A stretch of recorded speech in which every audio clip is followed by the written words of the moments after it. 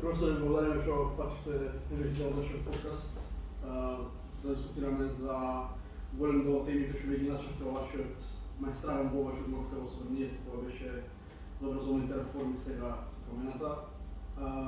Со дел од тие проблеми што ги начнавте пред се не интригираше затоа што со голем дел од тие работи ние се соочекуваме како студенти и ние очекувавме дека од другата страна како професори, дека и од другата страна експертската јавност се соочува со исти проблеми кои што соочуваме и ние, односно постојано тоа што е мнозинство не го представува дека е малцинство, нивното малцинство го представува како мнозинство.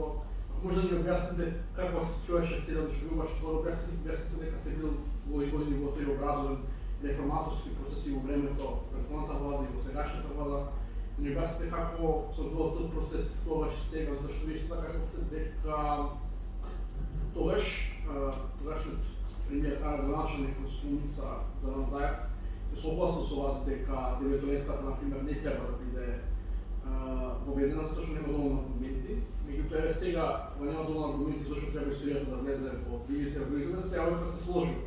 Ако може да ни објасните целиот тој процес како се одвиваше, зашто дискутиравте дека и Мано председателот од лични извори знаевте дека не бил повикан, иако се дискутираше дека бил повикан. Например, некога се обидуваме со Мила Царовска да правиме дискусија, ние полесно ни стапиме во контакт со некој, да речеме, заменик премиер на влада или самиот Заев евентуално, со Царовска, немам никаков контакт со нејза. А кога со неј биваме, ќе не стави на чекање, па дискусии и постојано се затварат во тој некој шаблон кај што дискутираат со сите истомисленици. А ние младите, не само ние младите, туку коите ќе како дел од студентскиот пленум што беше на времето и многу навлезен во образовните реформи, поконто на другите. Александар, Боријан, сме студенти дипломирани дел од тој образовен процес, што сакаме, да, кој што сакаме да направиме некаква си општествена промена. Меѓутоа, постојано наветуваме на тој клиентелистички пристап, каде што ќе се спуштат во разговор со вас по телефонот се кажавме, како ни рековте, што вие не сте дел од тој затворен круг, кај не затоа не сакала да дискутира со вас. И Манул Опус, студентскиот парламент при фондус, така сакаше да има дискусија со Мила Царовска, беа одбиени. Уким студентите беа одбиени. Кои се тие навладени што стојат за нејзе? Ако може да го објасните цел тој процес, тие прашања што ги поставите, неколку пати точно дискусија. За почеток прилично добро. Прво ви благодарам што се сетивте на мене. Ви благодарам за убавите зборови, ама немојте веќе да ги истурате, бидејќи јас се чувствувам непријатно кога добивам комплименти. Мајстрален говор, никош не се гледав така, ама ајде.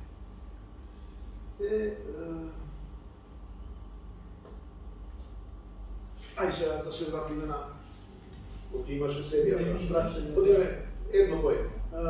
Како беше процесот тогаш, сумањето тогаш во образовниот процес?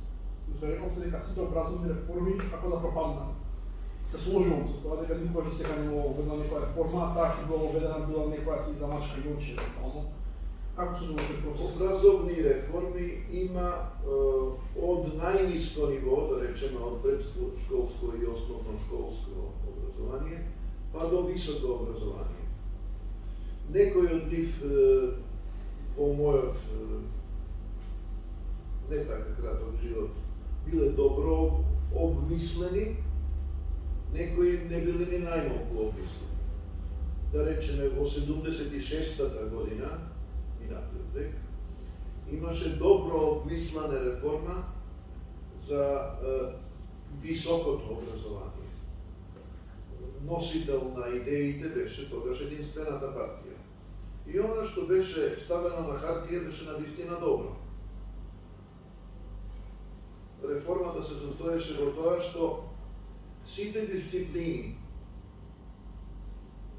сите идентични дисциплини на различните факултети на тогаш единствениот или еден од двата универзитета, да се обединат на едно место. Тоа има логика. По линија на таквата логика функционираат, да речеме, департманите на универзитетите во Соединетите Американски држави. Велам, на хартија беше се извонредно. Она кај што потврди реформата на универзитетот со голема да, тоа што се зборуваше за тоа, тоа беше цел проект, беше обезбедувањето на механизми да се спроведе идејата до крај.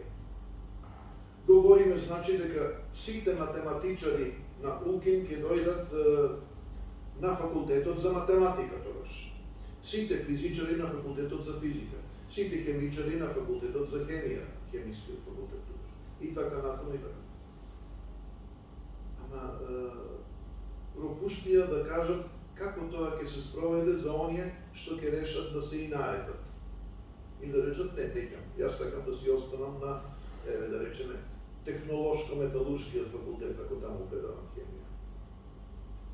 Немаше механизми на принуда. Фактички, излезе дека ако е човек доволно безобразен или тврдоглав или упорен, тој може да си го истера своето. Бидејќи нема начин да му речат дека слушај, ова е закон. Да. Секој закон мора да се почитува. Тоа беше една лоша работа, од која што потоа произлегува и други лоши работи. И така, прекрасниот на хартија проект за реформа на универзитетот пропадна. Тоа е судбината на сите големи и со благородни идеи задоени проекти за реформи во образованието, независно на кој ниво на образованието. Да речеме, идејата на Шувар, Стипе Шувар, стар југословенски политичар, потоа беше председател на социјалдемократите од Хрватска, откако се распадна Југославија. Неговата идеја беше дека ние треба во средно училиште да ги подготвуваме децата за конкретни активности кои ќе го завршат тоа. Да речеме, некој ќе учи кожарско средно училиште, па ќе се запосли, ќе најде работа во индустријата за кожа. Некој ќе учи гумарско, па ќе најде работа во индустријата за гума. Ќе произведуваме, значи, готови профили. Идејата е благородна, не можам да речам дека беше толку добро обмислена како идејата за реформа на Скопскиот и Битолскиот универзитет, ама идејата е благородна и би можело да даде резултат кога би се спровела доследно. Изгледа дека дури и во ситуациите кога некои работи беа повеќе или помалку обмислени, добро обмислени, она што недостасуваше беше механизам сето тоа да се спроведе. Тоа да е денес терминот имплементира. Да го чуете 40 плюс години, нека знаем што значи. Денес веќе сме напреднале и многу повеќе од тоа. Значи, не ни се потребни добри идеи за ние да ги спроведеме. Секоја идеја што мене ќе ми зазвучи добро, ако сум личност на позиција, а тоа значи премиер, министер, вице-премиер. Јас ќе ја спроведам, нема да се обзирам на забелешки од страна. Знаете како, имаше премногу забелешки, премногу критики имаше образованието, секогаш имало, меѓутоа не експертска како тие надлежните функционерите, упорно си терат некои своји агенди што... Тие не разбираат во што е проблем. Тие искрено не разбираат. И веројатно, како што сме во денешно време сите помалку параноични, и тие се дека за нивната одлична идеја не застануваат само оние кои што сакаат да им годираат спици на прекрасната им идеја. Проблемот во образованието е, тоа сум го кажувал на некои други форуми, овде накратко ќе спомнам, вие не можете да докажете дека вашите идеи се навистина добри, доколку не ги проверите. тестирате во мал обем. Тестирање во мал обем, тоа се тие така наречени пилот програми и пилот паралелки. Имам идеја, нашла на одзив во мојата влада, сега јас треба да спроведам во неколку просечни паралелки. Просечни, тоа значи има и одлични, и многу добри, така. Некако да бидат одраз на она што го имаме во државата. Во неколку просечни паралелки јас ќе ги истестирам новите програми за да видам дали тоа функционира и какви резултати се добиваат. По правило, оно што треба да го спроведе тоа и оно што треба да го тестира, не смеат да бидат членови на тимот што го смислиле. Because they are biased. Ама и тоа не го разбираме. Пилот програми и пилот паралелки за нив се мислена именка. Се мислена именка заради тоа што луѓето од нивниот тим, веројатно со ококорени очи од 21 милион причини, не им кажуваат како треба да одат овие работи. А тие луѓе мора да знаат. Тие се сепак некакви стручни лица, ајде да не кажам експерт. Ама мотивот е премногу силен за, а мотивот за да објасниш вистински е ризичен по тебе, оти може да ти престане членството во тимот.